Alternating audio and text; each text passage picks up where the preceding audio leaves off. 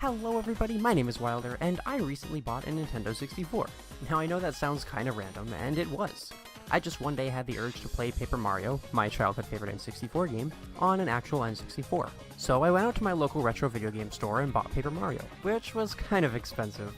And bought an N64, which was a little less expensive because I bought it off a friend. I came home, set everything up, started playing it, and I love it. It's crazy how different it is to play the game on an old N64 rather than playing it on the Virtual Console on some other system. I'm pretty sure that's mostly due to the console's controller, because let's be honest, what other console has a controller made for people with 3 hands? I mean, come on, Nintendo. While Paper Mario is my childhood N64 game, my girlfriend's childhood N64 game, like a lot of people, is Ocarina of Time. So while I picked up Paper Mario, she picked up Ocarina of Time, and we've been having a lot of fun with them. However, playing these two games back to back really got me thinking. What if they gave the same treatment to the Legend of Zelda that they did the Mario series? They took the Mario series, a pretty easy to understand concept, jump on enemies' heads, collect power-ups, get to the end of each level, and completely changed the formula by adding RPG elements into the mix. Instead of levels, you have chapters where you go to different areas and meet different characters. There's tons of dialogue, which makes the game funny and relatable. There's a big plot that isn't just Bowser stole Peach, so go after them. There's more depth added to it than just that. This entire formula was a leap that Nintendo took to try and innovate the Mario series, and it paid off. While Mario RPG did come before Paper Mario, the Paper series is a sort of successor to the game and is still going on today, even if Sticker Star and Color Splash weren't that good. Anyway, playing Paper Mario and Ocarina of Time back to back on the N64 really did get me thinking. Would a turn-based RPG that takes place in Hyrule work and be completely awesome, or would it just not and be terrible? Well, I've been thinking about it for a while, and I have a few things to say about it. When talking about an RPG, a lot of people would say that the most important thing is the story. But for the sake of how I've outlined this, we're going to start with the game mechanics. Okay, so our goal here is to turn The Legend of Zelda into a turn-based RPG that can compete with the Paper Mario series.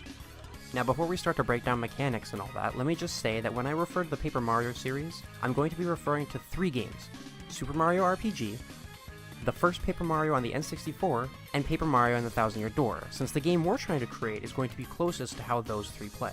I'm not including Super Paper Mario, Sticker Star, or Color Splash, since those 3 games don't have the mechanics I'm looking for. Okay, so, when you go into battle in Paper Mario, Mario himself has 2 options to attack normally. He can jump on enemies, or he can use his hammers to whack them.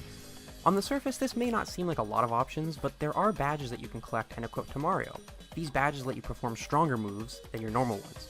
For example, there's a hammer badge called Quake Hammer. If you use it in battle, it allows you to hit all enemies on the ground at once using your hammer.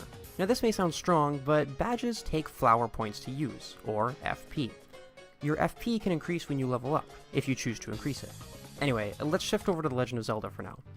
Assuming that Link is our main character, like always, his main attack would be his sword, of course. I'm thinking it would do a base amount of damage depending on the sword you have equipped. I assume there would be multiple swords like the Master Sword or Bigoron Sword that you can find throughout the game. Equipping different swords would mean different attack power. Now badges work in Paper Mario, but I don't feel like they would translate well into Zelda. In Zelda, you always get a bunch of different items that help you on your journey, from the bow and arrow to the hookshot, and even the Lens of Truth. These items could all be collected in the RPG and used in battle. Flower points in Paper Mario also wouldn't translate too well, as is, but we really only have to change that slightly. I looked to Majora's Mask and The Wind Waker to bring back the idea of a magic bar. A lot of RPGs like Final Fantasy use MP, but it's always linked to magic abilities such as fire or ice. While characters in this RPG would have those abilities, I don't feel like giving them to Link would feel right, so instead I had the idea of his other weapons being the items you would normally collect throughout dungeons and in battle, and they would use up your magic bar. If these weapons were just the same as Link's sword, however, then there would be no point to using them in battle. Like, you could either slash an enemy with your sword, or use magic to use your bow and arrow, and they do the same thing. That would be fun, and you would always choose your sword. So we have to give the other items a little bit of an edge, to make them worth using in battle. So for this, I looked to the 3D Zelda games for inspiration. In The Wind Waker, at the top of the Tower of the Gods, you fight a boss named Godon. In order to defeat him, you have to stun him by shooting the eyes that appear on his hands with your bow and arrow. In the RPG, there could be enemies that have eyes on their backs, for example. You can choose to target the eyes instead of the actual body of the enemy, and doing that with your bow and arrow would land you a critical hit, or maybe even stun the enemy for a while. The same idea could be used for Dodongos if we brought those over to the RPG. If you use a bomb while fighting a Dodongo, it'll swallow it and take damage and be stunned for a few turns as well. Or maybe your boomerang can hit multiple enemies at once. It can go forward and hit 3 enemies in a row, and then come back and hit the 3 enemies again. Or your bow and arrow can be used to hit flying enemies in the air that you can't reach with your sword.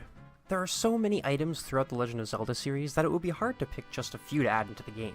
The Lens of Truth, however, would be an important one. Using it in battle would let you see your enemy's stats and health so you know how many hits you'll need to dish out before you win. Speaking of stats, numbers are everything in RPGs, but Zelda has always kept your life as hearts split into 4, and your magic as a bar. Would the magic bar have to be turned into a number, or would that make it just like every other RPG and magic points? Would you rather your health stay the traditional way with hearts split into 4, or give Link a number for his health? Maybe there would be an option to choose between the two, or even both. This also leads me into the topic of leveling up. I hate when RPGs, and really all games, don't give you a reason to fight enemies. If I'm not going to get anything out of it, and if it's not that fun, then there's no point in me doing it. So I would want this game to have a level up system. When you level up in the Paper Mario series, you get to pick between upgrading your health, flower points, or badge points, which are needed to equip badges. Would you be able to upgrade your health when you level up in the Zelda RPG? Or would you rather find heart pieces around Hyrule and get heart containers when you beat bosses? You know, like the traditional games. While we are trying to turn Zelda into a turn-based RPG, I don't want to take away everything that makes Zelda wonderful. I want to find that perfect balance that will keep old players interested and also bring new players into the mix. Zelda has so much history that it would be pretty difficult to turn around, but honestly, I think it could be done well if there was enough thought and love put into a project like this. In Paper Mario, you get to meet a bunch of fun and interesting NPCs that are both old and new to the Mario series. Probably the most interesting thing about this is that Mario is given a bunch of partners between all the games who join him on his adventure, either because he helped them out or because they're just invested in what he's searching for. There are so many characters in Zelda that of course Link would need some awesome and funny partners to join him on his quest and in battle. His partners would have their own special moves depending on their race. The Zora would have water moves, and the Goron would have ground moves, and so on. But this begs the question, would Link's partners all be new characters introduced in this game? Or would they be old characters from other games, like Medli from Wind Waker or Midna from Twilight Princess? It would be pretty cool if you got old characters to work with because you could mix and match your favorite ones and create an awesome team. But would that limit the dialogue of your partners because they belong in another universe/timeline? Would it affect the story because you would have to bring over other characters from other places? This worked well for Hyrule Warriors, but I just have a feeling that it wouldn't blend well with a heavy dialogue story-driven RPG such as this. Now, it's no secret that the Legend of Zelda series has great games, and with those games comes great stories. It was easy to take the Mario series and create a dialogue-heavy story for Super Mario RPG and have it blow everybody away, because they got to see familiar Mario characters that they know and love interact in a much more engaging way. With a series like Zelda, however, where you already have great stories and character interactions, would it be easy for the game to become underwhelming because we're already used to all of that being in the series already? Would the story and characters be able to shine through, or would it be better to keep it simple and let the gameplay shine instead?